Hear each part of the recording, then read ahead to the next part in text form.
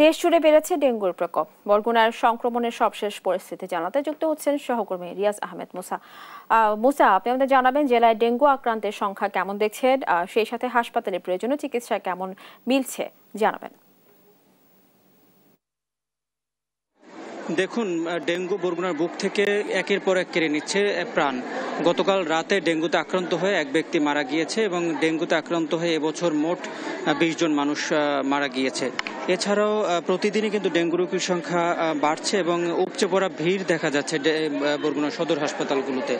এছাড়া আমরা গতকাল যে অবস্থাটা দেখেছি তার থেকে কিছুটা হলেও কমেছে। গতকাল আমরা স্বাস্থ্য বিভাগের পক্ষ থেকে যে তথ্য পেয়েছিলাম সেখানে কিন্তু 83 জন রোগী থাকলেও আজ আমরা স্বাস্থ্য বিভাগের যে তথ্য পেয়েছি সেখানে কিন্তু 63 জন রোগী দেখেছি। এছাড়াও আরেকটি তথ্য আপনাকে জানিয়ে রাখি যে বরগুনার শুধু সদর উপজেলায় ডেঙ্গু রোগীর সংখ্যা বেশি থাকলেও কিন্তু গতকাল থেকে কিন্তু আমরা দেখেছি বরগুনার বাইরের যে উপজেলাগুলো রয়েছে সেই উপজেলাগুলোতেও কিন্তু ডেঙ্গু রোগীর সংখ্যা বৃদ্ধি পেয়েছে এবং প্রতিদিনই কিন্তু এভাবে ডেঙ্গু রোগীর সংখ্যা বৃদ্ধি পাচ্ছে এবং এটি মানুষের মধ্যে আতঙ্ক বিরাজ করছে। মানুষ অনেকটাই আতঙ্কগ্রস্ত হয়ে পড়েছে এবং গত বছর ডেঙ্গু রোগীর সংখ্যা খুব একটা না বাড়লেও এবছর কিন্তু সেই 6 মাসে কিন্তু গত এক বছরের তুলনায় ডেঙ্গু রোগীর সংখ্যা খুব বেশি বেড়ে গিয়েছে। আমি যদি একটু আপনাকে তথ্য জানিয়ে রাখি যে এবছর মোট 2221 জন রোগী ডেঙ্গুতে আক্রান্ত হয়েছে এবং এই আমরা ডেঙ্গু ওয়ার্ডগুলোতে ঘুরেছি এবং এখানে এসে যে বিষয়টা আমরা লক্ষ্য করেছি, এখানে রোগী যারা এবং রোগীর স্বজনরা আমাদেরকে যে অভিযোগটি করেছেন সেটি হচ্ছে যে এখানে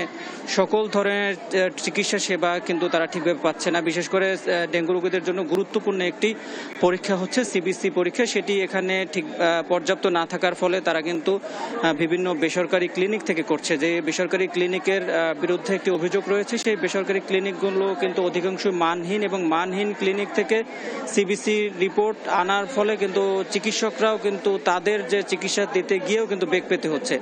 এছাড়া এইখান থেকে যে ওষুধ দেওয়ার কথা সেই ওষুধ কিন্তু তারা হসপিটাল কর্তৃপক্ষ সঠিকভাবে সরবরাহ করতে পারছে না। এখানে যে নিম্ন আয়ের এবং দরিদ্র মানুষ রয়েছেন তারা কিন্তু ওষুধগুলো বিভিন্ন জায়গা থেকে কিনতে হচ্ছে, এতে কিন্তু তাদেরও অনেকটাই সমস্যা পড়তে হচ্ছে। আমরা স্বাস্থ্য বিভাগের এবং এখানে তত্ত্বাবধায়ক যারা রয়েছেন তাদের সাথে আমরা কথা বলেছি। তত্ত্বাবধায়ক আমাদেরকে যেমনটা জানানোর চেষ্টা করেছেন, বরগুনা সদর হাসপাতালে ডেঙ্গু রোগীদের জন্য 50 শয্যার যে ডেডিকেটেড ওয়ার্ড চালু করেছে সেখানে প্রতিদিন প্রায় 200 থেকে 300 রোগী কিন্তু ভর্তি হচ্ছে। এতে কিন্তু বড় ধরনের সমস্যা হচ্ছে। ডেঙ্গুর যে মহামারী সেই মহামারীর কারণ অনুসন্ধান করতে গবেষকরা বরগুনায় এসেছেন। তারা যেটি আমাদেরকে বলেছেন যে এখানে বৃষ্টির পানি সংরক্ষণ করার ফলে কিন্তু এই সমস্যাগুলো তৈরি হচ্ছে। এই ছিল বরগুনা থেকে আমার কাছে সর্বশেষ। মুসা, আপনাকে ধন্যবাদ। দর্শক, বরগুনা থেকে শুনছিলাম ডেঙ্গু আক্রান্তের সর্বশেষ পরিস্থিতি।